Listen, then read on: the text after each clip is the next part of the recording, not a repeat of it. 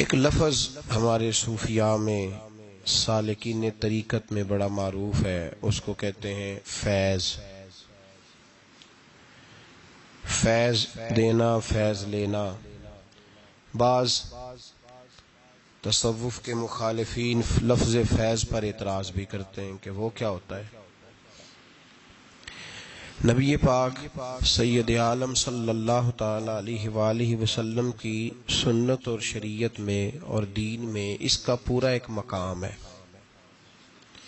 علم دو قسم کے ہوتے ہیں، ایک خبر کا علم ہوتا ہے اور ایک نظر کا علم ہوتا ہے۔ خبر کا علم سامنے پٹی پہ بیٹھ کے استاد رٹا کے یاد کرا کے سمجھا کے دیتا ہے، اور یہ جو نظر کا علم ہوتا ہے، یہ بعض اوقات کسی درویش کی موج آتی ہے اور کسی سے راضی ہوتا ہے تو وہ بس اس طرح کی دعا کرتا ہے کہ اللہ سارے مسئلے حل فرما دیتا ہے، سینے روشن کر دیتا ہے رب تعالی۔ اقبال نے کہا، خرد کے پاس خبر کے سوا کچھ اور نہیں، پر تیرا علاج اب نظر کے سوا کچھ اور نہیں، تیرا علاج نظر کے سوا کچھ اور نہیں۔ تجھے اب کسی کی نظر کی ضرورت ہے، اور اس نظر کا حال کیا ہے؟ اقبال خود کہتے ہیں، نہ تیغ و تیر میں نہ لشکر و سپاہ میں ہے، نہ تیغ و تیر میں نہ لشکر و سپاہ میں ہے، جو بات مرد قلندر کی بارگاہ میں ہے۔ نہ تیغ و تیر میں نہ لشکر و سپاہ میں، جو بات مرد قلندر کی بارگاہ میں ہے۔ اس وظیفے پہ غور فرمائیے جو میں عرض کر رہا ہوں۔ سورۃ رحمان کے میں نے ابتدائی 2-3 کلمات تلاوت کیے۔ قریش مکہ یہ کہا کرتے تھے کہ نبی پاک صلی اللہ تعالی علیہ وسلم کو کوئی بشر سکھاتا ہے، معاذ اللہ، کسی آدمی سے سیکھ کے آتے ہیں تو ہمیں آیتیں بتاتے ہیں آگے۔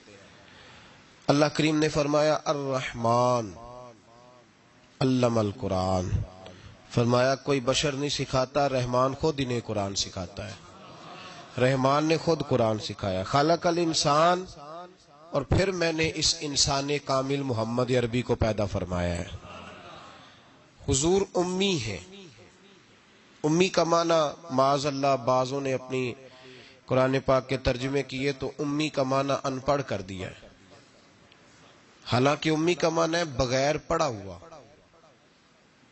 جو دنیا میں کسی سے پڑھا نہ ہو، جو پڑھ کے آیا ہو اسے امی کہا جاتا ہے۔ نبی پاک صلی اللہ علیہ وسلم کو خود رب کریم نے پڑھایا۔ حضور فرماتے ہیں میں نے اپنے رب سے ادب سیکھا ہے اور بڑا ہی پیارا سیکھا ہے۔ قرآن مجید نے کہا کہ محبوب کا تو یہ حال ہے کہ اب یہ اپنی مرضی سے بولتے ہی نہیں۔ رب فرماتا ہے یہ میرے نگاہ کرم میں رہتے ہیں۔ وما ينطق عن الهوى ان هو الا وحی یوحى، یہ اپنی مرضی سے کوئی بات نہیں کرتے، وہی کرتے ہیں جو رب انہیں وحی ارشاد فرماتا ہے۔ یہ علم ڈائریکٹ اللہ تعالیٰ نے اپنے محبوب کو عطا فرمایا۔ یہ قرآن مجید کی 2 جگہ سے میں نے سورہ نجم بھی پڑھی ہے، سورہ رحمان بھی پڑھی ہے۔ ہم آپ کو ہر چیز کی دلیل قرآن و سنت سے دیتے ہیں۔ تو فرمایا اللہ کریم نے کہ میرا حبیب اپنی مرضی سے بولتا نہیں، جب میں حکم دیتا ہوں تو۔ اب سنیے ترمذی شریف کی حدیث، نبی پاک علیہ السلام معراج کا واقعہ بیان کرتے، حضور فرماتے میں نے اپنے رب کا دیدار کیا،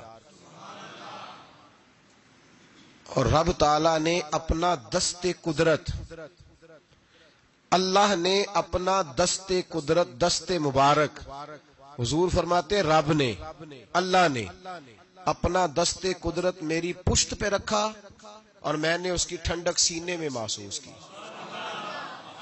اللہ نے پشت پہ ہاتھ رکھا تو میں نے اس کی ٹھنڈک، یہ ترمذی کے لفظ ہے، میں نے دل میں اس کی ٹھنڈک محسوس کی، اور پھر ہر چیز کا علم اللہ نے مجھے عطا فرما دیا۔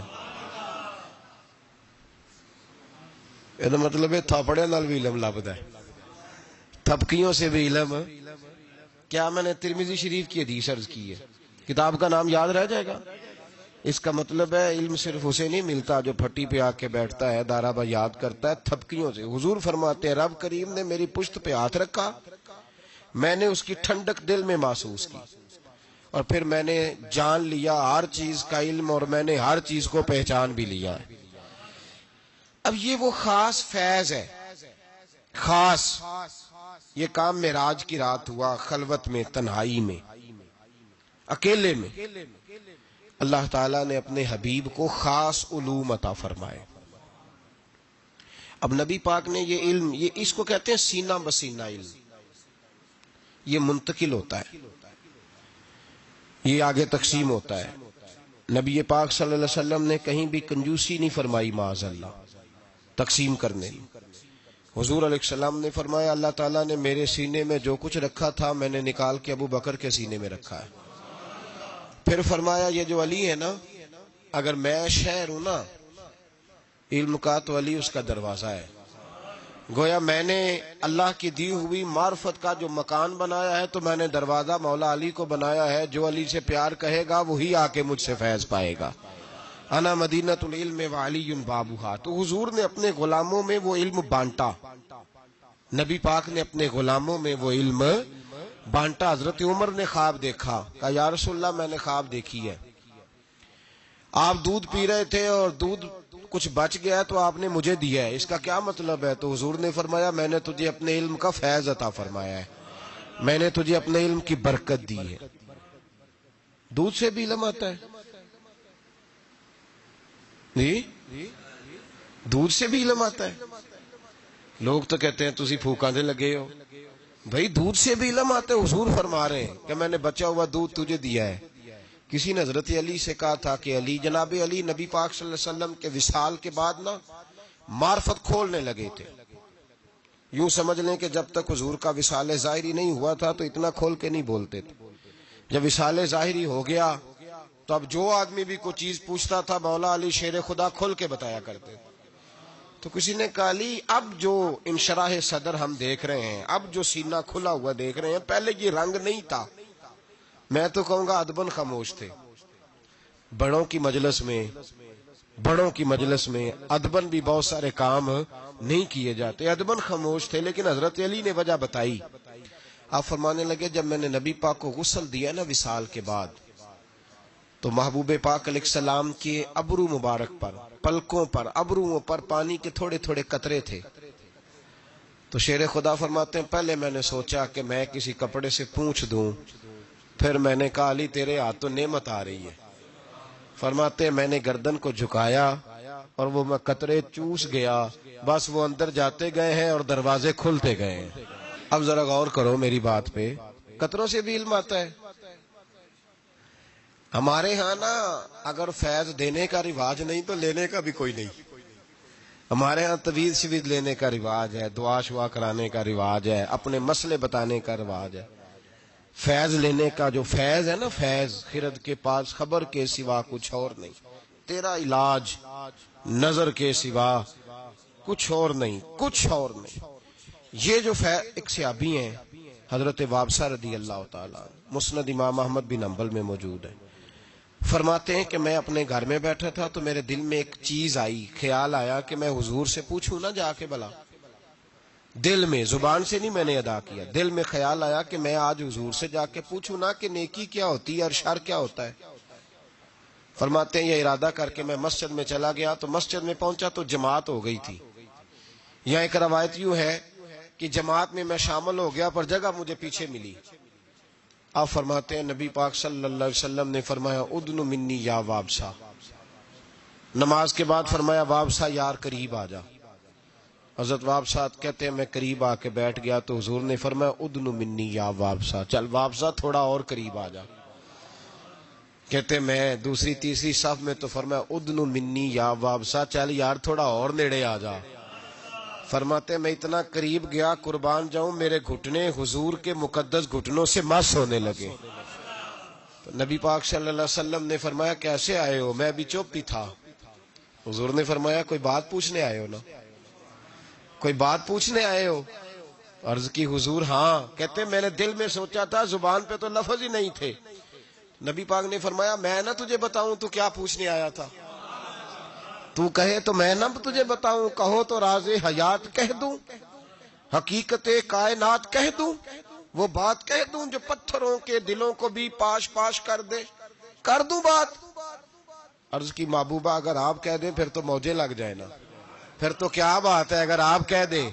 تو نبی پاک نے فرمایا تو خیر اور شر کے بارے میں پوچھنے آیا تھا، نیکی اور بدی کے بارے میں پوچھنے آیا تھا؟ تو حضرت واپس کہتے ہیں میرا سینہ کھل، ہاں ہاں حضور یہی پوچھنے آیا تھا۔ فرماتے محبوب نے ہاتھ اٹھایا، فضا میں بلند کیا اور میرے دل پہ مارا، سینے پہ رکھا، فرمایا سوال میں نے بتا دیے ہیں، جواب اپنے دل سے لے لے، میں نے تیرے دل کو عالم دین بنا دیا ہے، جب اپنے دل سے جا کے فتویٰ پوچھ لے۔ یہ کون سا علم ہے جناب؟ سینے پہ ہاتھ رکھنے سے بھی علم آتا ہے، دودھ پینے سے بھی علم آتا ہے، چہرے پہ لگے ہوئے پانی کے قطرے کوئی آدمی چوس لے تب بھی علم آتا ہے۔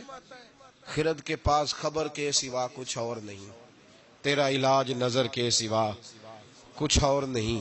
محدث اعظم پاکستان مولانا سردار احمد صاحب رحمۃ اللہ علیہ کے پاس ایک بی بی بچہ چھوڑ گئی، کہ حضرت درس نظامی پڑھائے، 2 4 5 مہینے دیکھا تو فرمانے لگے یہ نہیں چل سکتا، کچھ بچے کن ذہن ہوتے ہیں بیچارے، نہیں چل پاتے۔ اس کی اماں کو بلایا، کہا تیرا بیٹا نہیں چل سکتا، کہنے لگی حضور مہربانی کریں، جیسے بھی ہو کچھ کریں۔ فرمایا کن ذہن ہے، چل ہی نہیں سکتا، میں کیا کروں؟ کہا حضور مہربانی کریں، باپ کوئی نہیں، میرا بڑا شوق ہے عالم بن جائے۔ اب نے فرمایا چل ہی نہیں سکتا، تو کہنے لگی چلے حضور کوئی گھر کا کام کاج ہی کرا لیا کرے، رکھ لے پاس۔ تو حضرت صاحب فرمانے لگے کیسے کام کراؤں؟ تو وہ اٹھ کھڑا ہوا، کہنے لگا محبوبہ تیری بھینسیں بھی تو ہے، میں چارہ ڈال دیا کروں، اور مجھے رکھ لے یار، رکھ لے، کسی کام کا نہیں کچھ تو کر دوں گا نا، رکھ تو لے نا، مجھے رکھ لے۔ بس جسے وہ رکھ لے وہ بس بچ گیا، کہ مجھے رکھ لے۔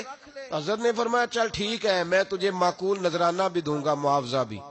وہ کہتا سارا دن چارہ ڈالتا، شام کو آ کے صحبت میں بیٹھتا، جو ساتھ والے شاگرد تھے نا وہ سارے پڑھ گئے، عالم بن گئے، 8 سال ہو گئے، تو 2 3 نے تانا دیا اور تو نہیں نہ پڑھا، چارہ ہی ڈالتا رہا ہے، چارہ ہی۔ اس کی اماں کو بھی کچھ یتیم بچہ تھا، ماں کو بھی لوگوں نے تانے دیے، تو کہتی تھی عالم بنانا ہے، وہ تو چارہ ڈالتا ہے۔ لیکن کمال اس دن ہوا جب دستار فضیلت کا جلسہ آیا، اور جو سب سے پہلا نام لاؤڈ سپیکر پر نقیب محفل کا گونجا تو اس چارہ ڈالنے والے کا نام آیا۔ تو محدث اعظم رحمت اللہ علیہ نے فرمایا بیلیا تو سینے سے لگ پہلے، اور پھر باقیوں کو پگڑیاں بازار سے آئی ملی، اسے اپنے سر سے اتار کے دی اور جبہ اپنے گلے سے اتار کے دیا۔ فرمایا باقیوں نے پھٹی پہ بیٹھ کے پڑھا ہے، تو نے میری بھینسوں کو چارہ ڈالا ہے، میرے بچوں کی نوکری کی ہے، میرے گھر کے سودے تو لایا ہے، تو کیسے خالی رہ سکتا ہے؟ فرمایا ہو سکتا ہے باقی کبھی علم بھول جائیں، لیکن تو جس میدان میں جائے گا تیرے ڈنکے ہی بجتے رہیں گے، جس میدان میں جائے گا۔ وہ شاگرد کہتے ہم پڑھا کرتے تھے، وہ صرف بیٹھا کرتا تھا، لیکن اس کا کمال یہ تھا کہ جہاں ہم اڑ جاتے تھے نا وہ مسئلہ وہ بندہ بتا دیا کرتا۔ یار ایسے خالی بات ہے، ساری زندگی کو کسی کی گاڑی چلائے اور خالی رہ جائے، یہ کوئی مذاق ہے؟ ساری زندگی کو کسی کے برتن دھوئے اور خالی رہ جائے، وہ کوئی رب کا بندہ؟ یہ کوئی مذاق ہے کہ ساری زندگی کو کسی کے دروازے پہ بیٹھا رہے اور خالی رہ جائے؟ انسان کے پاس کچھ ہے ہونی چاہیے، سب سے زیادہ نظر پڑتی اس پہ ہے جو قدموں پہ بیٹھا رہتا ہے۔ یہ کیسے ہو سکتا ہے کہ وہ خالی رہ جائے بندہ؟ بہت سارے لوگ کہتے ہیں میں گیا تھا، فلانا آدمی گیا فٹافٹ خلافت لے کے آ گیا۔ او بھائی تجھے خلافت لے کے کئی دفعہ فارغ بھی کیا ہے کہ خلافت لے اور جا۔ کچھ ایسے ہوتے ہیں جنہیں خلافت نہیں دی جاتی، سینے کا نور دیا جاتا ہے، انہیں غلامی کے درجے دیے جاتے ہیں۔ حضرت ابو ہریرہ، کوئی کہنا نہ دے یہ کیسے ہو گیا، اب بخاری مسلم سے دلیل دے دوں۔ حضرت ابو ہریرہ کہتے ہیں سارے صحابہ حدیثیں یاد کرتے تھے، مجھے کوئی نہیں آتی تھی، کوئی شے نہیں یاد رہتی، ککھ نہیں۔ ایک دن گیا، یہ جانا بھی کبھی کبھی پڑتا ہے، کبھی کبھی نا رونا بھی پڑتا ہے، تب ہی اماں دودھ دیتی ہے۔ اگر تو دروازے پہ بیٹھا رہے تو یہ بھی نہیں ہو سکتا، پتا ہے سارا ان کو، پر تیری طلب بھی تو ضروری ہے نا۔ اور کسی نے کہا تھا میری طلب بھی تو تیرے کرم کا صدقہ ہے، یہ پاؤں اٹھتے نہیں بلکہ یہ اٹھائے جاتے ہیں، فیض بتا رہا ہوں۔ عرض کی محبوبہ سارے حدیثیں یاد رکھتے ہیں، مجھے کوئی بھی نہیں یاد رہتی۔ تو حضور نے فرمایا چل بچھا چادر۔ کبھی چادر بچھانے سے بھی حدیثیں یاد ہوئی ہیں؟ بتاؤ، یہ سارا فیض ہے صاحب، اسی کو فیض کہتے ہیں، یہی ہے فیض۔ دودھ پینے سے علم آ رہا ہے، پانی کے قطرے چوسنے سے علم آ رہا ہے۔ چادر بچھاؤ تو حضرت ابو ہریرہ کہتے ہیں چادر بچھائی تو خالی چلو جی کہنے تینوں اتھوں لبا کی ہے۔ میں کہ کچھ میں جدیاں میں نے جڑیاں دیس دیاں نہیں پر ہوندیاں بڑا کچھ نے۔ خالی چلو 3 حضور نے بھر کے نا چادر میں ڈالے۔ کدی پانڈ بنی جے پٹھیاں دی؟ اچھا جنہیں نہیں بنی وہ دسے کہ میں کدی نہیں بنی، او بولے بس تسی ایڈے شہرو ہیں، بالکل لیڑے ہی نہیں گئے جی میں کدی باندھی ہے کبھی۔ اس کو چاروں کونوں سے پکڑ کے باندھا جاتا ہے، چاروں کونے پکڑ لیے اور کونوں سے پکڑ کے، جو شاید تھوڑی ہوتی ہے نا وہ دی پانڈ نہیں بنی دی، اونج لپیٹ لی دی ہے۔ تو حضرت ابو ہریرہ کہتے ہیں چاروں کونے پکڑے، وہ تو پنجابی جو ترجمہ ہے پانڈ بنی، چاروں کونے پکڑ کے تو حضور نے فرمایا چل سینے سے لگا لے۔ تو حضرت ابو ہریرہ فرماتے ہیں وہ گچھڑی اٹھا کے میں نے سینے سے لگائی، بس کمال یہ ہے کہ جو حضور کہتے جاتے ہیں میرے حافظے میں نقش ہوتا جاتا ہے، کوئی بات کبھی بھولی ہی نہیں۔ یہ پنڈاں دے صاحب نال حضور فیض ونڈیا ہے، پنڈاں دے صاحب نال جی۔ یہ اب گچھڑی چھوٹا لفظ ہے نا، میں لفظ کہاں سے لاؤں، پانڈ ذرا تھوڑی بھاری ہوندی ہے، پنڈاں دے یہ فیض ہے، یہ ملتا ہے بزرگوں کے آستانوں سے، یہ ملتا ہے۔ یہ آج بھی 2 شرطیں، دینے والا کامل ہو، پہلے اس نے کہیں سے لیا ہو، ایسے خالی نہ ہو، پہلے اس کے پاس ہو، اور دوسری شرط یہ ہے کہ جو لینے والا ہے نا اس کا پیالہ بھی خالی ہو۔ اگر وہ پہلے سے بھرا ہوا ہے نا، صوفی ہے، پہلے ہی بڑا درویش ہے، پہلے ہی بڑا پڑھا لکھا ہے، پہلے ہی بڑے مسئلے آتے ہیں، اور پیر صاحب کوئی مشورہ دے لیتا ہے ٹائم نکال کے، تو پھر نہیں۔ تو بھائی یاد رکھو یہ فیض ہے، یہ ملتا ہے۔ یہ اگر علم کا فیض بند نہیں ہوا تو نظر کا فیض بھی بند نہیں ہوا۔ اگر حدیثیں پڑھی جا رہی ہیں، پڑھائی جا رہی ہیں، تو نظر کا فیض بھی اسی طرح دیا جا رہا ہے۔ تو کسی شاعر نے کسی درویش کے سامنے کھڑے ہو کے منت کی تھی اور اس نے کہا تھا تیری ایک نظر کا کمال ہے پر میری زندگی کا سوال ہے، اب مہربانی کر، توجہ کر۔ تو میرے بھائی یہ جو عرس ہوتے ہیں نا بزرگوں کے، عرس، یہ عرس والے دن فیض عروج پہ ہوتا ہے۔ عرس والے دن، عرس کا لغوی معنی شادی ہے۔ نبی پاک صلی اللہ علیہ وسلم نے فرمایا جب کوئی مومن کامل نکیرین کے نکیروں کے سوالوں کے صحیح جواب دے دیتا ہے تو فرشتے کہتے ہیں نم کا نومت العروس، اس طرح سو جا جیسے دلہن سویا کرتی ہے۔ تو عرس یہ نکلا ہے اس موقع سے جس دن کوئی دلہا بنا ہوتا ہے۔ تو اس دن جو اللہ کے جو ولی ہوتے ہیں نا یہ پورے عروج پہ ہوتے ہیں۔ پتہ ہے نا دولہے کے پاس کتنے لوگ آتے ہیں؟ پہلے کبھی نہیں آتے، بعد میں روز آتے، کہندہ میرے بھی باندھے نے۔ کتنے آتے ہیں؟ عرس والے دن جو صاحب عرس ہوتے ہیں نا ان کا کرم، ان کا فیض عروج پہ ہوتا ہے عرس والے دن، خاص دنوں میں۔ اس لیے اہل اللہ کے عرس کیے جاتے ہیں، اور عرس کے دنوں میں بعض لوگ زیادہ توجہ کرتے ہیں عرس کے، اس لیے ہم لوگ عرس والے ہیں، اس لیے کہ ہمارے بزرگ خالی نہیں، وہ آج بھی فیض تقسیم کرتے ہیں۔ عرس والے دن جو محروم رہ گیا وہ محروم رہ گیا، سمجھ لیں دینے والے عروج پہ ہوتے ہیں، انہوں نے دروازہ کھولا ہوتا ہے کہ آ جاؤ لے لو کوئی چیز۔ ہو سکتا ہے آپ کو 2 دہاڑی دکان پہ اتنا نہ میسر آیا جتنا آپ کو عرس پہ آنے کی وجہ سے میسر آئے، اور یہ عام ہے ہر سلسلے کے لیے۔ کسی بھی سلسلے کا بزرگ ہو نا، بابا صاحب کا عرس ہو، کسی کا بھی، تو وہ نوازتے ہیں۔